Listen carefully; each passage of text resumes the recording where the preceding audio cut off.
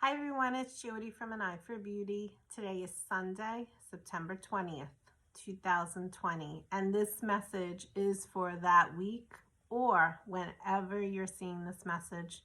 Know that Spirit has something to share with you today, so I invite you to take what comes through, whatever resonates, take it with you, whatever doesn't, let it go. So today we're working with the deck called the Soul's Journey deck. And this deck really helps us to understand what lessons are we learning. So we've been going through a lot in the year 2020. And I thought this was a good idea to just kind of understand as a collective, what are we learning? What lessons are we learning? So we're going to pull 3 cards and we're going to see what lessons we're learning, what lessons we're still learning, and go from there. Okay, so we have card number 1, card number 2, and card number 3. We're going to start with card number 1. So what's the first lesson we're learning? Peace. And the affirmation on the card is, I am a being of love and I release all negative energy. And that's very important and a big, important lesson that we are all hopefully learning this year. Through everything that we have been going through, where can you still find peace? More importantly, love. Love is the answer to everything. And when I say that, some people might say, okay, whatever. I don't want to hear that because there's so much turmoil and so much darkness going on. But please understand that the more that you can bring love to any situation that you have going on in your life right now, any situation, whether it's a small situation in your family, with your friends, a large situation in your life, in your personal life, or the global stuff, the more that you can bring compassion and love into that situation without bringing in the negative energies of anger and fear and anxiety and irritation and judgment and blame, the better it'll be for you because you will be more at peace. So I ask you, where can you have more peace in your life and how can you go about bringing that into your life? You're only responsible for yourself. So that's an important one. One lesson, peace. Card number 1. Card number 2, courage. And the card says, I find the inner strength to face fear with confidence. That's a big one. A big one for a lot of people that have a lot of fear going on right now. And even if it's not fear, maybe it's something that you believe so strongly, yet you are holding yourself back because you're scared, because you don't maybe want to speak your truth, because you don't want to take that next step or that risk or that leap of faith. This could be relevant to so many different things. But the bottom line is, if you don't feel inside of yourself the courage and the strength to take that next step forward, you're going to be stagnant and standing still. And the lesson that is coming through for you, if this was your card, is to muster up the courage that you need to take the next step.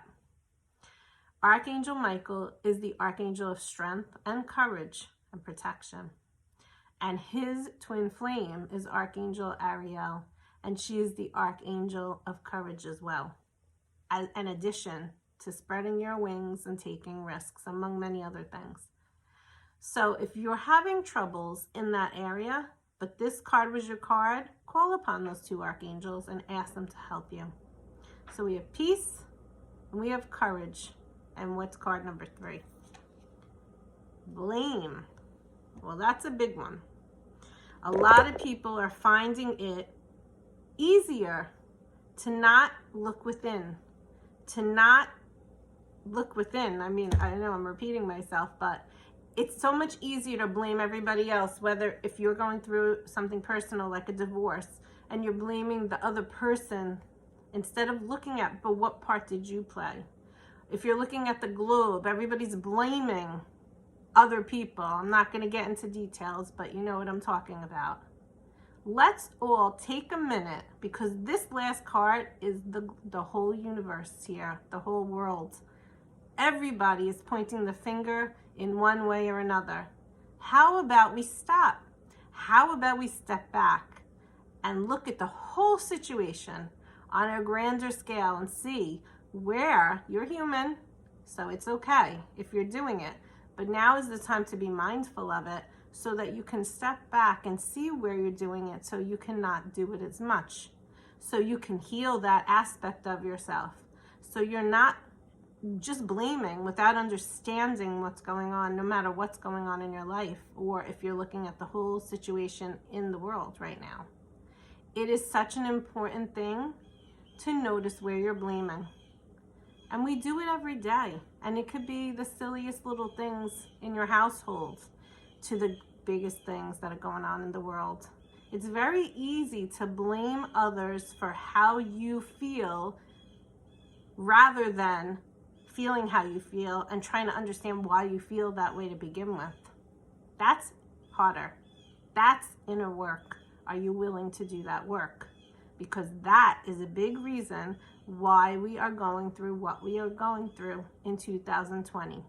I want you to understand that all of these things that are occurring for us right now, to create peace and courage and blame, to work through blame, is really a blessing. Because what it's doing is it's shifting the human consciousness. It is shifting the collective so that we can grow spiritually, grow physically inside our mental and emotional bodies. Maturity. There are so many things that are coming from this that are a positive. So today, or whenever you're hearing this message, maybe you can commit to yourself to just begin to take notice. Even do it for a week. Did you blame anybody? Why? How? And then look within. How did you get triggered? Because if you're blaming someone, there's a trigger. What's the trigger? It's time for us to all work on healing ourselves, because when we do that for ourselves, we do that for the whole human consciousness. We're helping each other in doing that. So I hope this message served you, and I wish you a very great week. Bye-bye.